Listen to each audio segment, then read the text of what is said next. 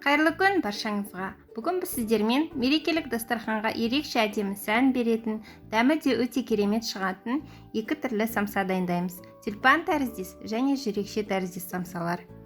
Менің арнамда бұл самсалардан басқа да неше түрлі самсаның рецептері бар. Кіріп көрсеңіздер болады.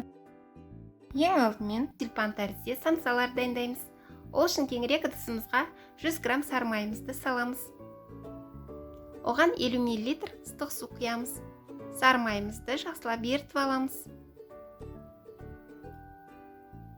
Жақсылап араластырып, 1 шай қасық тұз қосамыз. Және де сәл араластырып аламыз. 150 грамм қаймағымызды, яғни сметанамызды қосамыз. Бәрін толық жақсылап араластырып аламыз. 50 мл сұйық май қосамыз. Жақсылап араластырамыз. 510 грамм ұнымызды електен өткізіп қосамыз.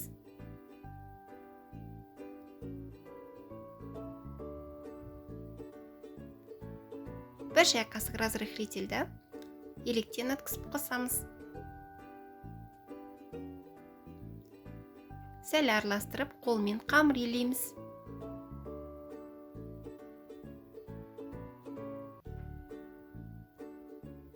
Жақсылап ең қандырып, бетін жауып, тоңазытқышқа кем дегенде 1 сағатқа қойып қоямыз.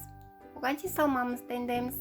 400 грамм тауық етін ұсақтап турап қосып, оған ірірек бір бас пиязымызды ұсақтап турап қосамыз. 1 шай қасық тұз, 1 шай қасық копченый паприка, 1 шай қасық қарабұрыш және 1 шай қасық кориандр қосамыз. 2 ас қасықта сұйық май қосып, бәрін жақсылап араластырамыз. Салмамыз дайын. Қамырымызды ортасынан бөліп, осындай сопақшалап аламыз. Ең алдымен бірінші бөлігін бөліп, ұсақтап жайып аламыз.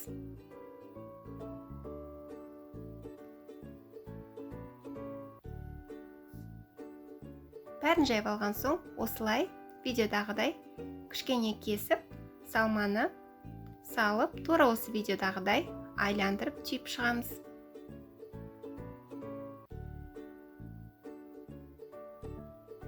Асты жағын міндетті түрде қысамыз.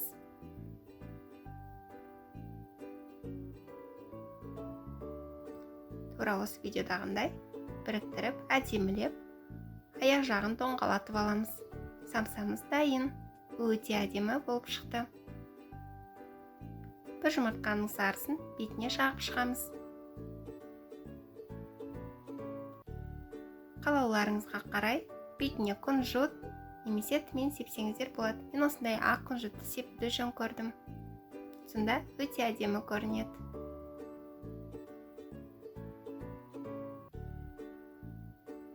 Бәрін сеуіп алған соң, алдын ала қысып тұрған духовкада 180 градуста 30-35 минут пісіріп аламыз. Самсаларымыз дайын болды. Өте әдемі, сүйкімді болып шықты. Ортасын бөліп көрсетейін. Қамырымыз өте әдемі, қопсытқыштың арқасында үлпілдеп, жұмсақ болып шықты. Жүрекше тәріздес самса дайындаймыз. Ол үшін кеңірек ыдысымызға 125 грамм ыстық су құямыз. Оған 1 ас қасық сары май саламыз. Сары майларыңыз бөлме температурасында болса, суларыңызды ыстық қылмай қойсаңыздар да болады. Жақсылап араластырып, 1 шай қасық тұз саламыз. Және де бәрін жақсылап араластырамыз. 125 мл сүт құямыз. Сүт менде салқын. Оған 1 жұмыртқа қосамыз. Бәрін жақсылап араластырамыз. 500 грамм ұнымызды електен өткізіп қосамыз.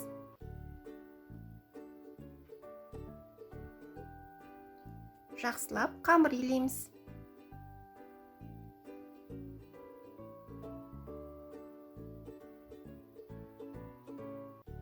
Қамырымызды илеп болған соң, бетін жауып, жарты сағатқа тындырып қоямыз.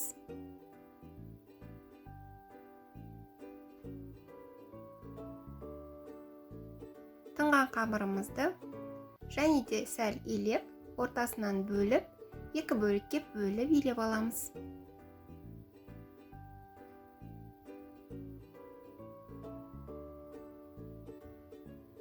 Жақсылап жұқартып, жайып аламыз.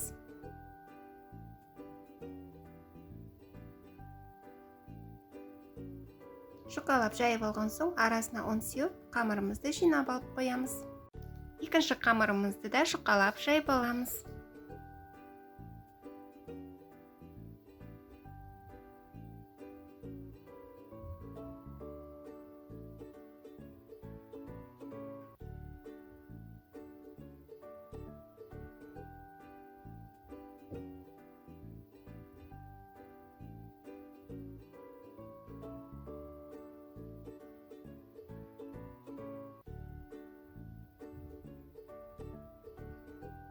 Шұқалап жайып алған соң 200 грамм сары майымызды микроволновкада ерітіп аламыз. Міндетті түрде салқын қылып жағуымыз қажет, әйтпесе қамырымыз бұлжырап кетеді. Бәрін жайып болған соң, бірінші жайып жинап алған қамырымызды үстінен бір тегіс қылып жайып шығамыз. Арасында осылай сәл ауа қалып кетеді, бірақ ол ештеңе қылмайды. Қалған сары майымызбен қамырымыздың бетін жақсылап майлап аламыз. Шетінен бастап осылай нығыздап рулет қылып орап шығамыз. Осылай жинап, сәл шұңғылдау ыдысқа салып, бетін жауып, тоңазытқышқа, яғни холодильникке 3-4 сағатқа, немесе мұздатқышқа 40 минутқа салып болады, немесе бір түнге холодильникке көп қойсаңыздар болады. Салмамызды дайындаймыз. 350 грамм сиыр етін ұсақтап турап, оған бір бас пиязымызды ұсақтап турап қосамыз. Және кішкене құйрық майымызды ұсақтап турап қосамыз. Құйрық майын ұнатпасаңыздар, сұйық май қоссаңыздар болады. 1 шай қасық тұз қосамыз. Жарты шай қасық қара бұрыш, қасықтың ұшымен ұсақталған зира, және жарты шай қасық кориандр қосамыз. 1 шай қасық кепкен ас көк қосамыз. Бәрін жақсылап араластырып аламыз. Бірінші салмамыз дайын. Екінші салмамызға 300 грамм тауық етін ұсақтап турап қосып, оған ірілеу бір бас пиязды ұсақтап турап қосамыз. 1 шай қасық тұз, 1 шай қасық копченый паприка қосамыз. Жарты шай қасық қара бұрыш, жарты шай қасық кориандр қосамыз. 1-2 ас қасық сұйық май қосып, бәрін жақсылап араластырамыз. Салмамыз дайын. Қамырымызды тоңазытқыштан шығарып, кішірек бөліктерге бөліп аламыз. Қамыр менде бір түн тоңазытқышта тұрды. Осылай кішірек бөліктерге бөліп, бәрін дайындап аламыз. Сәл жұқартып, арасына ұн сеуіп, жұқалап жайып аламыз.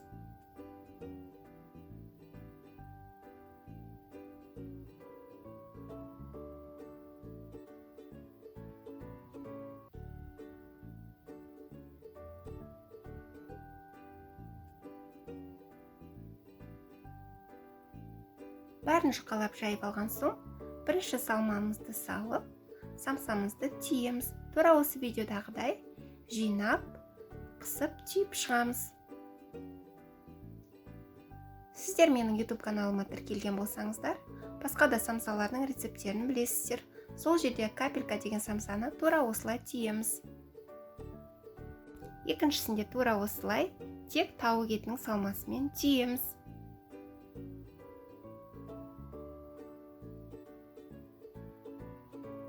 Осылай қысып біріктіреміз. Түсінікті болу үшін тағы да біреуін түйіп көрсетейін. Біріншісін сиыр етімен осылай салып, шетін жинап, түйіп шығамыз. Арасындағы ауаны шығарып тастаймыз. Тауық еті салмасымен де тура солай түйіп шығамыз.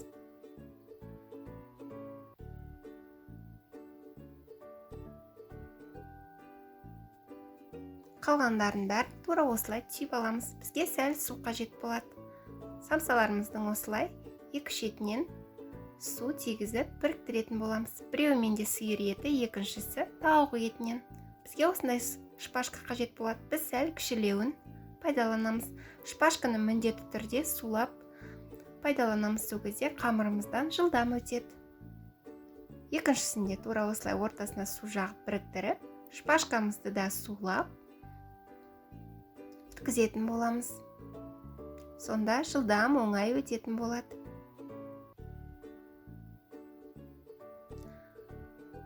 Шпажкамыз әдемі көріну үшін осылай шеттерін фольгамен орасаңыздар болады. Қалғандарын бәрін тура осылай түйіп аламыз. Осы қамырдан 12 самса шықты. Бетіне жұмыртқаның сарысын жағып, қалауларыңызға қарай күнжіт немесе түменнің дәнегін сепсеңіздер болады. Мен осындай ақ күнжітті сепуді жөн көрдім.